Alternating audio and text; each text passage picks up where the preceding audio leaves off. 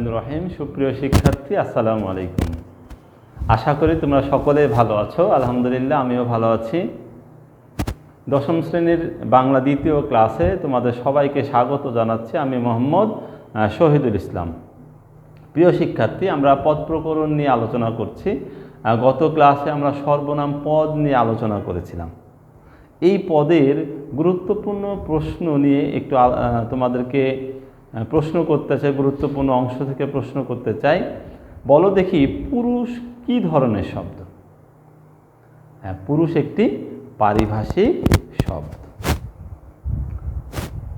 স্বয়ং, নিজ কোন ধরনের সর্বনাম পদ?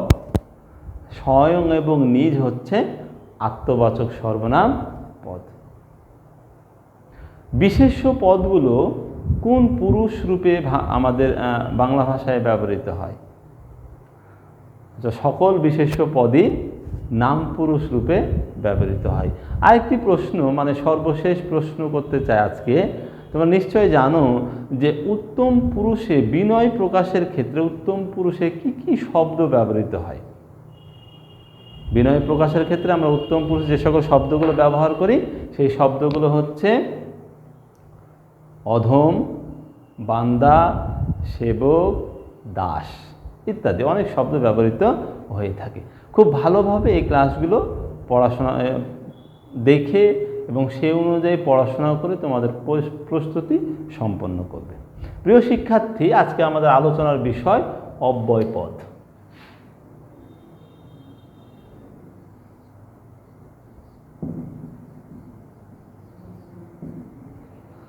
যে পদের কোনো পরিবর্তন নেই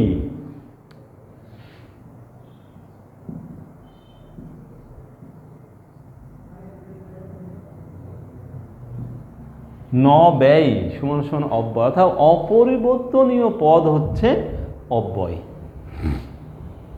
এই পদের সাথে কোনো বিভক্তি যুক্ত হয় না। তাহলে অব্যয় পদের সাথে বিভক্তি যুক্ত হয় না।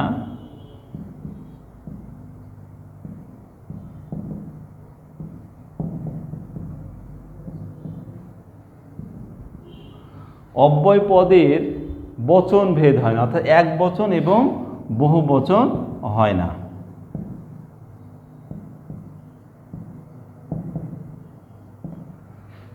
এই পদের পুরুষবাচকতা এবং স্ত্রীবাচকতাও নেই। তাহলে বোঝা যাচ্ছে অব্যয় পদটি সম্পূর্ণরূপে অপরিবর্তনশীল একটি পদ, যার কোনো পরিবর্তনই নেই। অর্থাৎ যে পদ অপরিবর্তনীয় থেকে বাক্যের শোভা বর্ধনে, বিভিন্ন ধরনের ভাব প্রকাশে, বাক্যের একটি শব্দের সাথে একটি পদের সাথে আরেকটি পদের সংযোগ, একটি বাক্যাংশের সাথে আরেকটি বাক্যাংশের সংযোগ বিয়োজক সাধনের ক্ষেত্রে ব্যবহৃত হয়, সে পদকে বলা হয় অব্যয় পদ। তো বাংলা ভাষায় যে অব্যয় শব্দগুলো ব্যবহৃত হয় সেই অব্যয় শব্দগুলোকে তিনটি ভাগে ভাগ করা হয়ে থাকে। তাহলে অব্যয় শব্দগুলো হচ্ছে তিন ধরনের। একটি হচ্ছে বাংলা অব্যয় শব্দ। বাংলা অব্যয় শব্দগুলো হচ্ছে আর, আবার, হা, না, ও।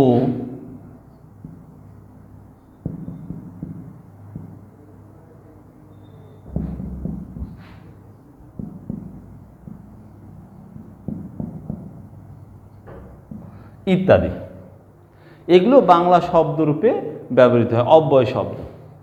আর দুই নম্বর হচ্ছে তৎসম।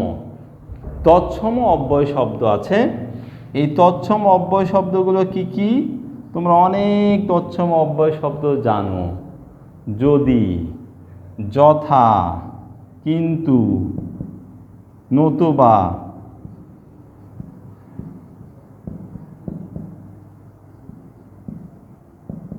দৈবাত, হঠাৎ ইত্যাদি বহু শব্দ তৎসম অব্যয় শব্দ আছে, যেগুলো আমরা আমাদের বাংলা ভাষায় ব্যবহার করে থাকি। এরপরে আরেকটা হচ্ছে বিদেশি অব্যয় শব্দ। আমরা বাংলা ভাষার শব্দ ভাণ্ডার পড়াতে গিয়ে বিদেশি শব্দ পড়েছি। বহু শব্দ, বিদেশি ভাষার শব্দ আমাদের বাংলা ভাষায় স্থান করে নিয়েছে। এই শব্দগুলো কিন্তু এখন বাংলা শব্দ। এরকম বিদেশি অব্যয় শব্দ আমাদের বাংলা ভাষায় ব্যবহৃত হয়, যেমন আলবাত,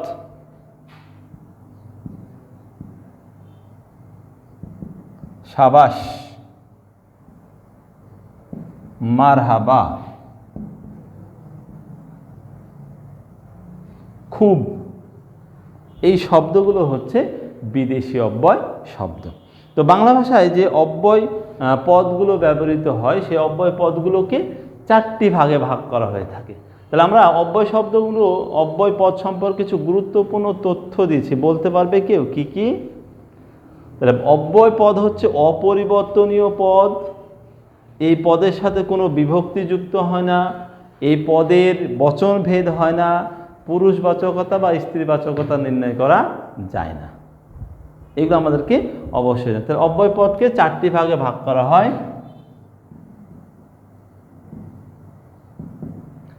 কি কি? প্রথমে যে সমুচ্চয়ী অব্যয়,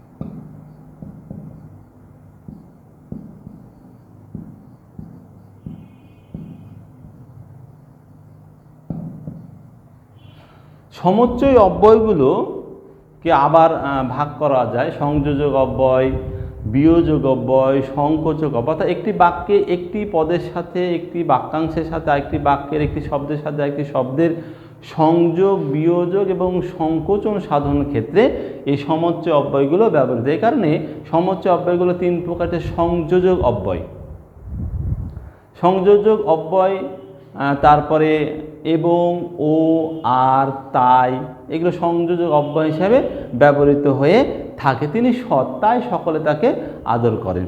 তারপর উচ্চপদ ও সামাজিক মর্যাদা, সবাই চাই। এখানে তাই, ও, এবং, রহিম এবং করিম এই কাজটি করেছে। এগুলো সংযোজক অব্যয় হিসাবে ব্যবহৃত হয়। আবার যখন দুটি পদের মধ্যে একটি পদকে বিয়োজন করে তখন যে অব্যয়টি ব্যবহৃত হয় তখন তাকে বলা হয় বিয়োজক অব্যয়। হাসেম কিংবা কাসেম এই কাজটি করেছে। কিংবা এখানে দুইটি পদের মধ্যে একটি সব পদকে বোঝাচ্ছে, অর্থাৎ একটি পদকে কিন্তু বিয়োগ করে দেওয়া হচ্ছে, কারণ তার নাম বিয়োজন অব্যয়। লোকটি গরিব কিন্তু সৎ, লোকটি বিদ্বান কিন্তু চরিত্রবান নন বা সৎ ব্যক্তি নন। এখানে যে কিংবা শব্দ, কিন্তু শব্দটি ব্যবহার করেছি, এই কিন্তু শব্দটি দ্বারা কিন্তু ভাবগত সংকোচন সাধিত হয়েছে, এ কারণে তাকে বলা হয় সংকোচক অব্যয়। অনন্যই অব্যয়গুলো বাক্যের সাথে সম্পর্কিত না থেকে, অর্থাৎ বাক্যের সাথে সম্পর্ক না রেখে বিভিন্ন ভাব প্রকাশে ব্যবহৃত হয়। ধরো বাংলাদেশ খেলায় জয়লাভ করেছে, কিছুদিন আগে কিন্তু আমরা খেলায় জয়লাভ করলাম, কার বিরুদ্ধে? জিম্বাবুয়ের বিরুদ্ধে। এখন বাংলাদেশ যখন খেলায় জয়লাভ করে তখন আমাদের বাঙালিদের কেমন উৎসাহ থাকে, আমরা খেলায় জয়লাভ করলে হুররে আমরা খেলায় জয়লাভ করেছি। একটি সুন্দর পাখি গাছে বসে আছে, আমরা বলি বাহ কি সুন্দর পাখি। তাহলে এগুলো কিন্তু সৌন্দর্যকে অর্থাৎ বিভিন্ন ভাব প্রকাশে ব্যবহৃত। উফ পায়ে বড্ড ব্যথা, ছি ছি তুমি এত নীচ, এই যে ঘৃণা প্রকাশ করেছে, উচ্ছ্বাস প্রকাশ, আমি আজ আলবত যাব, নিশ্চয়তা প্রকাশ করেছে। এরকম বিভিন্ন ধরনের আবেগ বা অনুভূতি প্রকাশ করার ক্ষেত্রে এই অনন্যই অব্যয়গুলো ব্যবহৃত হয়ে থাকে। অনুসর্গ অব্যয় তোমরা সবাই জানো, কারকবাচকতা নির্ণয়ের ক্ষেত্রে এবং বাক্যের অর্থ প্রকাশের ক্ষেত্রে এই অব্যয়গুলো অনুসর্গ অব্যয় ব্যবহৃত হয়। হতে, থেকে, চেয়ে, পর্যন্ত, অবধি, বিনা, প্রতি, এগুলো সবই কিন্তু অনুসর্গ অব্যয়। এই অনুসর্গ অব্যয়কে পদান্বয়ী অব্যয়ও কিন্তু বলা হয়ে থাকে, কারণ একটি পদের সাথে আরেকটি পদের অন্বয় সাধন করে থাকে। এবং এই অব্যয়গুলো দুটি ভাবে ব্যবহৃত হয়, তোমরা নিশ্চয়ই জানো। একটি হচ্ছে বিভক্তি সূচক অব্যয়, আর একটি হচ্ছে বিভক্তি রূপে ব্যবহৃত অনুসর্গ। তাহলে এই অনুসর্গগুলো দুইভাবে আমরা দুই ধরনের দুইটি প্রকারভেদ পাচ্ছি। অনুসর্গ অব্যয় দুইটি প্রকারভেদ, একটি বিভক্তি সূচক আর একটি বিভক্তি রূপে ব্যবহৃত অনুসর্গ। অনুকার অব্যয়ের কথা যদি আমরা বলি, অনুকার অব্যয়টি বিভিন্ন ধরনের অব্যক্ত ধ্বনি, শব্দ বা রবের অনুকরণে গঠিত। যেমন কোকিল ডাকে, আমরা কিন্তু এই কোকিলের ডাককে একটি শব্দ দিয়েছি, একটি কয়েকটি শব্দে প্রকাশ করছি। এটি হচ্ছে অনুকার অব্যয়। একটা প্রচণ্ড বেগে যখন ঝড় বাতাস বয়, শন শন, হু হু, ভেঙে পড়ছে মর মর, তাই না?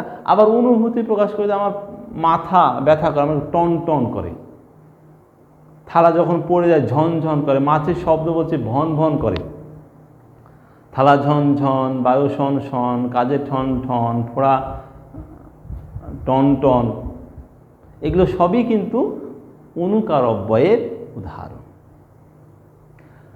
আরেক ধরনের অব্যয় আছে, সেটিকে বলা, সেই অব্যয়টি হচ্ছে নিত্য সম্বন্ধে, অর্থাৎ দুইটি শব্দ দ্বিতীয় শব্দ বা শব্দ যুগল আমরা বলতে পারি, যুগ্ম শব্দ যখন পরস্পর নির্ভরশীল হয়ে ব্যবহৃত হয় যে শব্দগুলো, তাকে বলা হয় নিত্য সম্বন্ধীয় অব্যয়। যেমন যথা ধর্ম তথা জয়,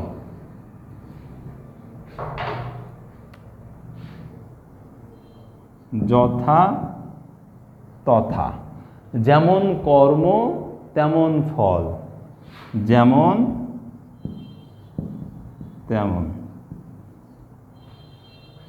যত গর্জে তত বর্ষে না, যত তত। এই অব্যয়গুলো একটি ব্যবহার করলে আরেকটি ব্যবহার করতে হয়, নির্ভরশীল। এই কারণে তাকে বলা হয় নিত্য সম্বন্ধীয় অব্যয়। এবং এই অব্যয়গুলো বিভিন্ন অর্থে ব্যবহৃত হয়। এইগুলো নিয়ে আমরা পরবর্তী ক্লাসে আলোচনা করব। প্রিয় শিক্ষার্থী, নিশ্চয়ই তোমরা আজকের আলোচনাটি খুব ভালোভাবে বুঝতে পেরেছো। তো আজকের আলোচনা থেকে তোমাদের জন্য হোমওয়ার্ক বা বাড়ির কাজ,